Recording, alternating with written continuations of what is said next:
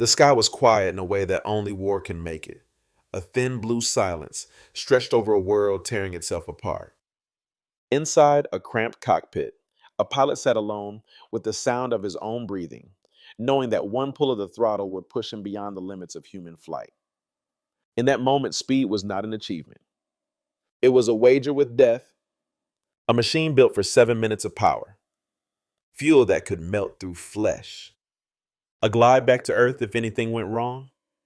Yet men climbed into these fragile shapes of metal and fire because the war demanded answers no one had found before. Answers measured not in victories, but in seconds. Across the front lines, other pilots faced their own impossible choices. Some needed speed to survive a single attack run. Others needed endurance to cross an entire continent and bring their crews home. Different machines, different philosophies, different kinds of courage. And somewhere between the roar of rocket engines and the steady hum of long-range escorts lies the question that defined an era of aerial combat.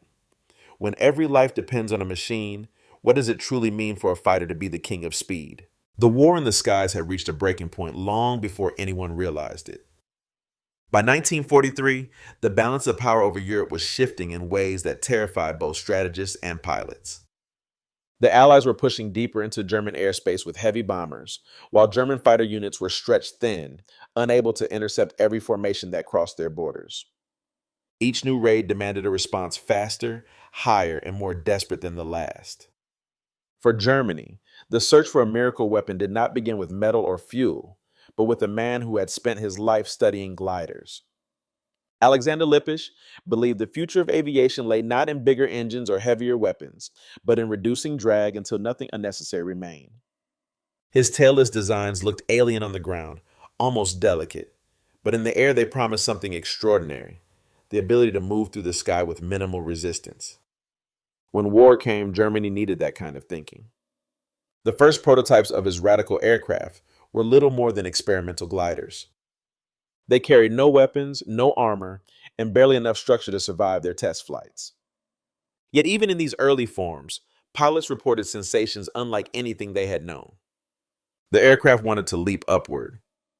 Its controls were hypersensitive. Every movement felt as if the machine were straining toward a future no one could fully understand. These tests laid the groundwork for what would become the Messerschmitt Me 163, the world's first operational rocket-powered fighter. But innovation carried a price. The engineers who attempted to turn these concepts into a weapon chose propulsion that pushed the boundaries of chemistry, hypergolic fuel mixtures that ignited the moment their components touched. The power they offered was immense. The risk was greater still. Ground crews handled the clear, almost innocent-looking liquids with protective suits, knowing a single spill could burn through skin, muscle, and bone. Pilots knew that once airborne, they were strapped to a tank full of lethal chemicals. Then in 1941, the world caught a glimpse of what this dangerous new technology could do. A prototype Me 163, still rough around the edges and powered by an early Walter rocket motor, was towed into the sky above Peenemünde. When Heine Dittmar released from the tow plane and ignited the engine, the aircraft lunged forward with an acceleration no pilot had ever felt. Within moments, he was traveling faster than any propeller-driven fighter in existence, shattering the 1,000 km/h barrier. This was not merely a milestone. It was a revelation. Rocket propulsion could achieve speeds no conventional engine could match. On paper, it offered Germany a path to reclaiming control of its own skies. In practice, it raised a question that would define the next stage of aerial warfare. Could any pilot survive a machine designed to fly at the edge of physics? The moment Germany pushed the Me 163 into full power flight, the boundary between innovation and catastrophe narrowed to the width of a rivet. On July 6, 1944, Heine Dittmar climbed toward the thin air above northern Germany in a machine that behaved less like an aircraft and more like a launched projectile. The rocket motor behind him thundered with a violence that shook the entire airframe, burning fuel so rapidly that every second mattered. Climbing nearly vertical, the Me 163 performed as no fighter ever had. It surged past 6,000 meters, then 10,000, then leveled off at 12,000, where the horizon curved subtly beneath him. When Dittmar pushed the throttle to its limit, The aircraft sliced through the air at over 700 miles per hour. At that speed, the sky stopped behaving like an ally. The rudder began to flutter, a deadly warning that the forces on the tail were reaching their breaking point. In a split second, Dittmar cut the engine. Silence replaced rocket thunder. He was now gliding a wounded aircraft, alone over a hostile landscape, with a failing vertical tail and only one chance to bring the machine back intact. His descent was a controlled fall through thin air, each adjustment a gamble against structural failure. When the skid finally scraped the concrete at Peenemünde, sparks trailing behind him, Dittmar had done more than set a record. He had shown how close the future of aviation was to tearing itself apart. But the Me-163's power came with brutal limitations. 7 minutes of flight was all it could offer. After one or two attack passes on Allied bomber formations, it became nothing more than a fast-moving glider, unable to maneuver, unable to escape. American pilots quickly adapted. They learned to wait above known Me-163 bases, watching for the bright plume of a rocket launch. Once the rocket motor burned out, the aircraft was defenseless.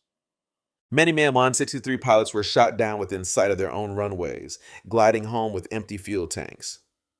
Meanwhile, the air war over Europe was entering its most violent phase. American bomber crews facing catastrophic losses needed a fighter that could survive deep inside the Reich, not just sprint through it. The P-51 Mustang, once considered a flawed design, evolved into exactly what the Allies needed. When the Rolls-Royce Merlin engine replaced the Allison, everything changed. The Mustang found its strength at high altitude, where bomber formations traveled and where German fighters rose to meet them. In the skies above Germany, the Mustang reshaped the balance of power. It did not rely on explosive acceleration or exotic fuels. Its strength came from endurance, stability, and the ability to stay in the fight long enough to matter. When Mustang squadrons began escorting bombers all the way to Berlin and back, German pilots could no longer retreat behind the safety of distance. The war's tempo changed. For the first time, the Allies had a fighter that could challenge the Luftwaffe deep in its own airspace. It was not the fastest machine of the war, but it was the one that met the moment. The turning point of the air war did not arrive with a single battle, but with a series of revelations written in smoke across the German sky.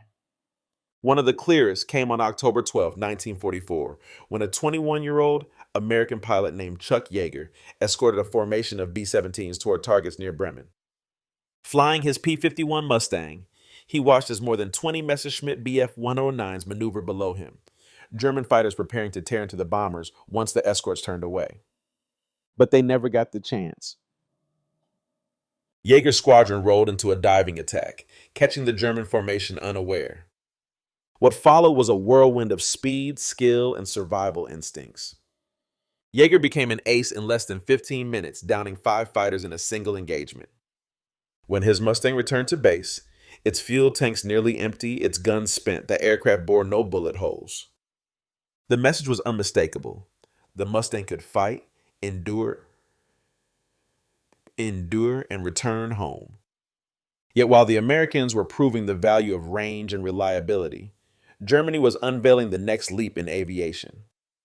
The Messerschmitt Me-262, the first operational jet fighter, emerged from its runways like a glimpse of the future. Pilots described the acceleration as smooth and relentless, the cockpit quiet, the climb effortless. With a top speed of 540 miles per hour, the jet could outrun anything the Allies flew. Its 430mm cannons could tear apart a bomber with a single burst. On paper, the Me-262 should have restored the Luftwaffe's dominance.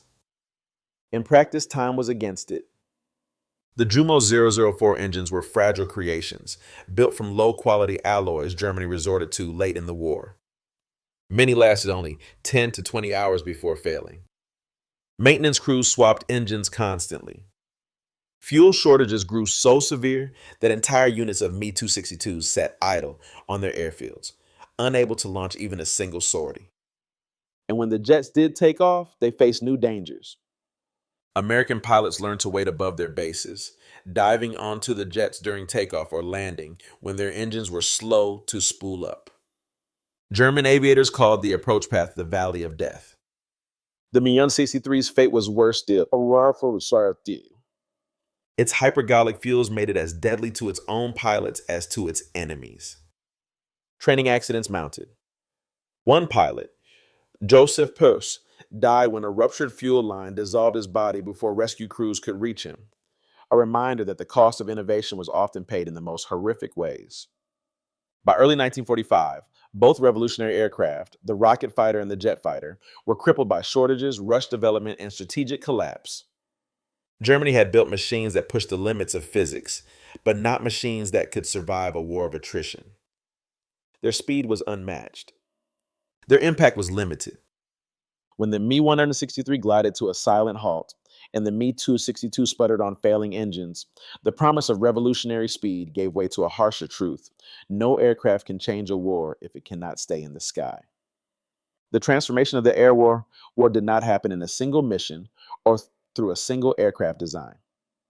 It emerged from a shift in how the United States understood the relationship between technology, strategy, and survival.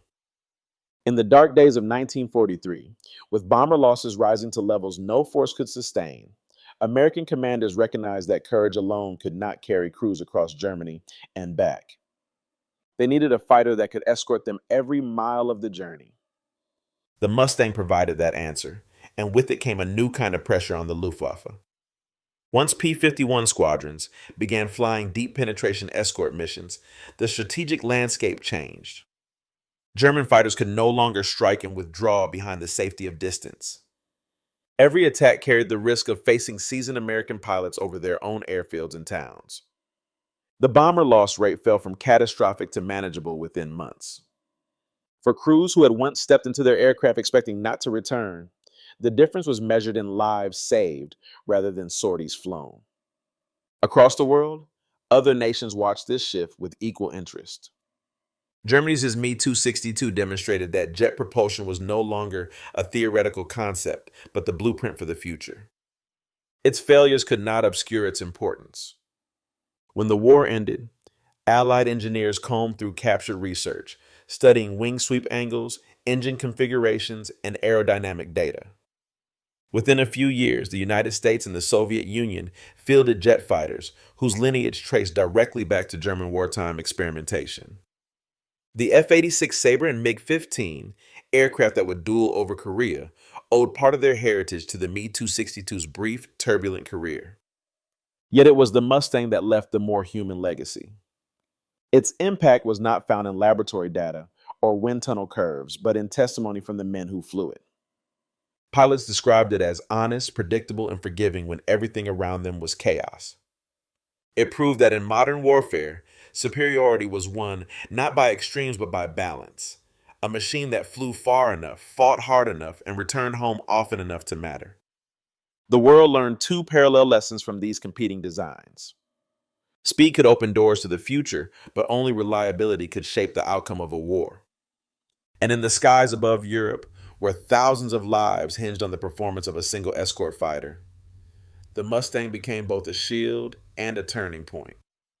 Its legacy endures not because it was perfect, but because it did what war demands. It gave time, space, and survival back to the people who needed them most. History often remembers the fastest machine, the one that shattered a barrier or set a record that seemed impossible at the time. But in war, the truth is rarely that simple. The Mi-163 held the crown of absolute speed, slicing through the air at more than 700 miles per hour, a rocket-powered glimpse of what flight might become decades later. The Mi-262 carried the torch of innovation, proving that jets would define the next era of air combat. Yet neither could change the course of the war that birthed them. Their brilliance burned too hot, too fast, held back by fragile engines, dangerous fuels, and a crumbling nation that no longer had the time or resources to let their potential unfold. The P-51 Mustang, slower on the stopwatch but unshakable in purpose, did what the others could not. It flew deep into enemy territory, held its own in a turning fight, and brought its pilots home again and again. It was never the most glamorous machine, but it understood something essential. A fighter is only as valuable as the missions it completes and the lives it saves. In the hands of men like Chuck Yeager, pilots who had faced death more than once, the Mustang became more than a machine. It became a promise. Decades later, when surviving pilots of World War II were asked which aircraft they would fly again if they had to return to combat, they did not choose the fastest or the most advanced. They chose the one that gave them a future. That answer, quiet and unadorned, is perhaps the clearest measure of what truly matters in war. Speed can break records. Innovation can shape decades. But reliability, the ability to endure, adapt, and survive, is what shapes history. So the question remains, if you were the one stepping into the cockpit in 1944, knowing the sky ahead could end everything, would you choose raw speed, groundbreaking technology, or the aircraft that stayed honest when everything around it fell apart? Let us know in the comments. And if these stories of courage, engineering, and sacrifice resonate with you, consider subscribing. There are many more chapters of history waiting to be rediscovered. One aircraft, one battlefield, one human decision at a time.